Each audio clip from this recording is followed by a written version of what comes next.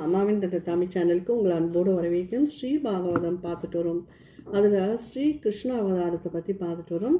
இதில் இதில் வந்து நான் பகவானோட மாய உருவங்கள் எல்லாம் பார்த்தோம். இப்போது பாரிஜாத பஹரணம் ஸ்ரீ விஷ்ணு புராணத்தில் நரகாசுரனை கொண்ட பின்னு கிருஷ்ண பகவான் சத்யபாமாவையும் அதிதியும் கண்டு குண்டலங்களை தந்தனர். அதிதி மகிழ்ந்து வாசுதேவனை துதிக்கிறார். தாமரை கண்ணா, பரமாத்மா தெரியாமல் மோகம் செய்யும் மாயை உன்னுடையதான். அதனால் ஆன்மா அல்லாததை மூடன் ஆன்மாவென்று எண்ணி பாதிக்கப்படுகிறான். நான் உன்னை ஆராதித்தது மோட்சத்துக்காக அல்ல, அது உன் மாயேயாம். நீயே நாணம் போன்றுள்ள அந்நாணத்தை அழிக்க வேண்டும். உன்னுடைய ஸ்தூல வடிவை காண்கிறேனே தவிர சூட்சுமமான ரூபத்தை காணவில்லையே. எனக்கு அருள் செய்ய வேண்டும் என்று கூறுகிறான். அப்போது பகவான் அதிதியிடம், அம்மா, நீ எங்களுக்கு தாயானதால் எங்களை அனுகிரகியும் என்றார். பிறகு சத்யபாமாவையும் தன்னையும் அனுகிரகிக்குமாறு அத்தியிடம் வேண்டினாள். இருவரும் அதிதி ஆசி கூறினாள். மேலும் அதிதி இந்திரனையும் கிருஷ்ணனையும் பூசித்தாள். அச்சமயம் அங்கு வந்த இந்திராணி சத்யபாமை மானிட பெண் என்று எண்ணி பாரிஜாத மலரை கொடுக்காமல் தானே சூட்டிக்கொள்கிறாள் இந்திராணி. கிருஷ்ணன் சத்யபாமாவை தேவலோக நந்தவனங்களை எல்லாம் சுற்றி பார்க்கலானாள். அப்போது அங்கு பார்க்கடலில் தோன்றிய பாரிஜாத மரத்தை கண்டார். அப்போது சத்யபாமை கிருஷ்ணனிடம், நான் தான் உங்களுக்கு பிரியமானவள் என்றால் இந்த பாரிஜாத தருவை துவாரகைக்கு கொண்டு போக வேண்டும். இந்த பாரிஜாத மரத்தை என் மாளிகையின் புழக்கடையில் கொண்டு போய் வைக்க வேண்டும்.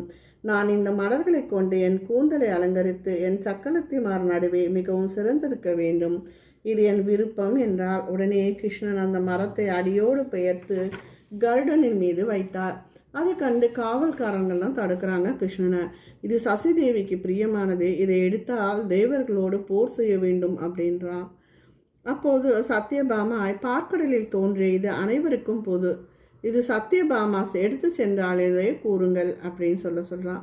அது கேட்ட இந்திராணி இந்திரனை தூண்டிவிட அவன் படையோடு வந்து கிருஷ்ணனை எதிர்க்க பெரிய போர் நடந்தது. இறுதியில் கிருஷ்ணன் இந்திரன் ஏவிய வஜ்ராயத்தை பற்றி கொண்டு இந்திரா நில் என்று முழங்கினார். வஜ்ராயத்தை இழந்த இந்திரன் ஓடிப்போக முயன்றான். கருடனால் சிதைக்கப்பட்ட ஐராவதம் சோர்ந்து ஓட முடியாததால் இந்திரன் மேலும் தவித்தான். அப்போது சத்யபாமை இந்திரனிடம், இனி கர்ப்பியான உன் மனைவி பாரிஜாத மலரை அணிய முடியாது. பாரிஜாதத்தை கொண்டு போ. அவள் தன் கர்வத்தால் தன் மாளிகையில் என்னை மதிக்கவில்லை.